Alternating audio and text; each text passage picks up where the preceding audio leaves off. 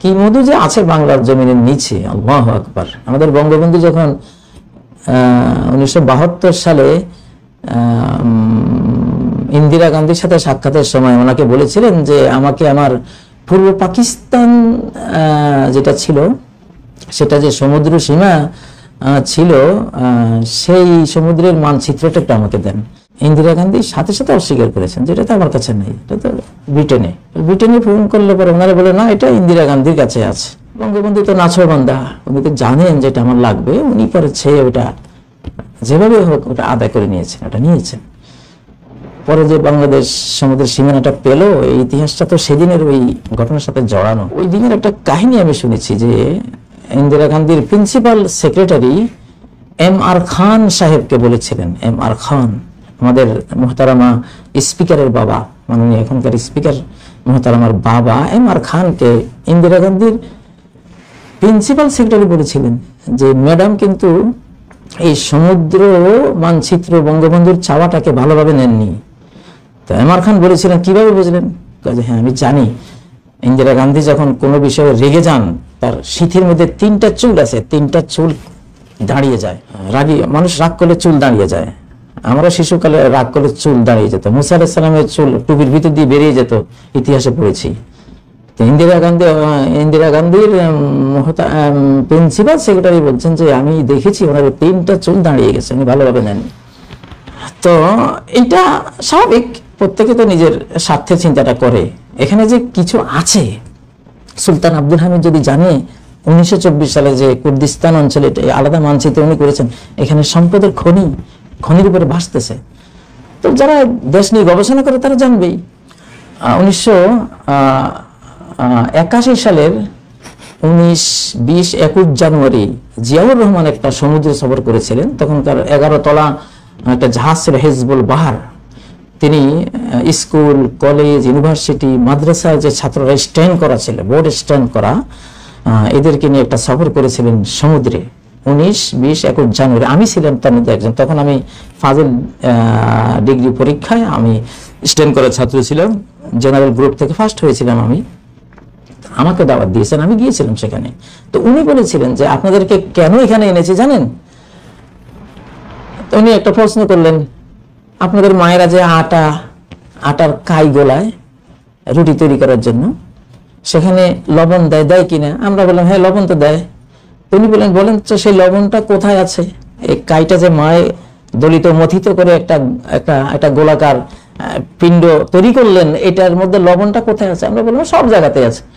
কয় এই পৃথিবীটা ধরুন আপনার মায়ের তৈরি ওই কাইয়ের দলা পিণ্ড, হ্যাঁ এখানে লবণ হলো খনি। পৃথিবীর এই কাইয়ের দলার রূপে পৃথিবীর ভিতরে আল্লাহ খনি দিয়েছেন, এটা লবণ। এটা কোন কোন জায়গায় পড়েছে? সব কি সৌদি আরবে? সব কি আরব জাহানে? সব কি অন্যান্য জায়গায়? বাংলাদেশে কি পারে নাই? অবশ্যই আমাদের এই বাংলাদেশে। উনি ওনার মতো করে উনি বুঝ দিয়েছেন যে হ্যাঁ তাহলে তো ঠিকই কথা, লবণ যেমন সব দিকে ছড়িয়ে ছিটিয়ে থাকে, তাতে খনি তো যদি ওরকম হয় সেটা তো অবশ্যই বাংলাদেশ সাগরের নিচে, ভূমির নিচে আছে। তো উনি বলেছেন আমি আপনাদেরকে নিয়ে এসেছি, আপনাদের মেধা যোগ্যতা দিয়ে এই সম্পদ আপনারা তুলবেন। আগের যুগে যারা রাজনীতি করেছেন তারা দেশপ্রেমিক ছিলেন, আমরা তাদেরকে সেই জন্য শ্রদ্ধা করি, তার জন্য দোয়াও করি। আমি ব্যক্তিগতভাবে কোনো দল করি না, কিন্তু আমি যে কোনো নেতা, যে কোনো ব্যক্তি হোক, মৌলানা আব্দুল হামিদ খান ভাসানী বলেন, বঙ্গবন্ধু বলেন, জিয়াউর রহমান বলেন, পরবর্তীতে যারা রাজনীতি করেছেন, এরা যারাই এই জাতি, আমাদের জাতির জন্য তারা জীবন কোরবান করা খেদমত করে গেছেন, আমরা তাদের ভালোবাসে দোয়া করি আল্লাহ তাদের আখিরাত ক্লিয়ার করুন। উযকুরু মাহাসিনা মাওতাকুম, নবীজি বলেছেন তোমাদের মৃতদের রূপ সৌন্দর্য থাকলে সেটা বর্ণনা করো, মন্দ কিছু বলো না। মৃতদের মন্দ বলতে নাই, মন্দ কার না আছে, আমার আছে, আপনার আছে, সেগুলো থাক, ওগুলো তার মালিক ক্ষমা করবেন, সেগুলো আমাদের বিষয় না। উনি কি মহৎ কাজ করেছেন সেটা জানা থাকলে সেটা আমি বলবো। তো এখন ফিলিস্তিন সংঘাতের অন্তরালে এটাও একটা কারণ, এই পুরো এলাকাটা সম্পদের উপরে ভাসতেছে, এগুলি দখল করতে হবে।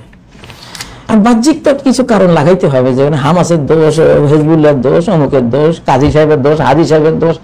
মৌলের আজার ব্যাপারীদের কৌশল অন্যরকম, ওরা সম্পদ দেখলে ওদের আর ঘুম হয় না। তো এখন এই বাংলাদেশেও কিন্তু আন্তর্জাতিক ব্যাপারীরা যেভাবে আসতেছে, আমার তো ভয় হয় এইসব ব্যাপারীদের সাথে ব্যবহার করতে, খুব সাবধান। আচ্ছা তুমি যদি মানবাধিকারের জন্য আমার একটা অধিকার হরণ হচ্ছে সেই দরদ নিয়ে তুমি আসো। তো ফিলিস্তিনের জাতি আর বাংলাদেশের জাতি, আমরা কি দুই জাতি? ফিলিস্তিনে তো একটা বাংলাদেশ, বাংলাদেশ একটা ফিলিস্তিন, ফিলিস্তিন একটা বাংলাদেশ, মুসলিম বিষয় তারা এক। তুমি ফিলিস্তিনে যারা আমাদের এই পর্যন্ত 1500 নিষ্পাপ ফেরেশতার মতো শিশুদেরকে যারা খুন করলো জেনে বুঝে, 3000-এর অধিক নিরপরাধ মানুষকে খুন করলো, যারা খুন করতেছে, বোম্বিং করে মাটির সাথে মিশিয়ে দিচ্ছে, তুমি তাদের সাহায্য করতেছো, আমাকেই তুমি ওইখানে মারতেছো, আর এইখানে তুমি আমার বন্ধুত্বের কথা কোন চোখে তুমি বলো? তুমি কি এটা জানো না যে আমি এটা বুঝি? মোহাম্মদ বিন সালমান সাহেব মার্কিন পররাষ্ট্রমন্ত্রী, সম্ভবত ওনার সাথে দেখা করতে গেছেন।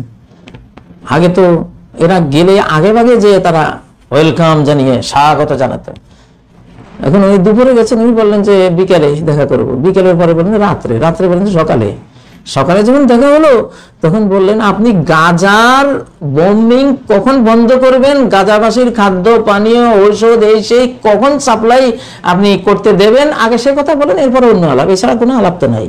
আলহামদুলিল্লাহ, কলিজাটা ভরে গেছে। মুসলিম জাহান যদি এক ঐক্যবদ্ধ একটা ভূমিকা নেয়, পৃথিবীর কোন অ্যাটম বোম, পারমাণবিক বোম, পরাশক্তি, বৃহশক্তি, কারো শক্তি নাই চোখ রাঙিয়ে কথা বলার, পরাজিত করা তো দূরে থাকুক। এই জন্য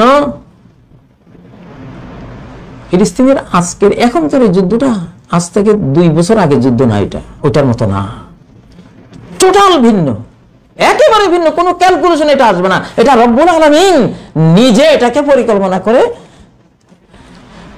বিশ্বকে উনি একটা চেঞ্জ দেবেন, একটা পরিবর্তন দেবেন, এই জন্য উনি করেছেন। আমরা আইডিয়া করি, আমরা সেই শিশুকালে রব্বুল আলামিন আমাদের সাথে থাকেন, আমরা ওনার কাজ করে বেড়াই, পৃথিবীর কোনো ঝক্কি ঝামেলা আমরা নাই। সেই যে বুঝ হওয়ার পর থেকে এই কোরআন বুকে নিয়েছি, আমি তো জানি। তা আমি কোরআন যদি পড়ি, আলহামদুলিল্লাহ প্রতি 7 দিনে তো খতম করি, এরপরে তো গবেষণা করি। এটা তো আমি আল্লাহর সাথে কথা বলছি, তা আমার আল্লাহ কি চান? যে কেউ যিনি কোরআন পড়বে তিনি তো বুঝবেন আল্লাহ কি চান। আমি তো কোরআন পড়ে বন্ধ করে আমি বুঝি, হ্যাঁ তুমি এখন এইটা করবা, তোমার কথা থেকে আমি বুঝতে পেরেছি। আপনাদেরকে আমি বলছি, আগের কোনো হিসাব নিকাশ এখন আর নাই, এটা ভিন্ন জিনিস। কেউ যদি সম্মান চান, নিজের মর্যাদা ধরে রাখতে চান, নিজের ক্ষমতা ধরে রাখতে চান, আল্লাহ যেদিকে ভূমিকা নিচ্ছেন আপনি সেদিকে যান। ফিলিস্তিনের পক্ষে দাঁড়ান, মুসলিমের পক্ষে দাঁড়ান, তার পক্ষে কথা বলেন, মানবাধিকারের কথা।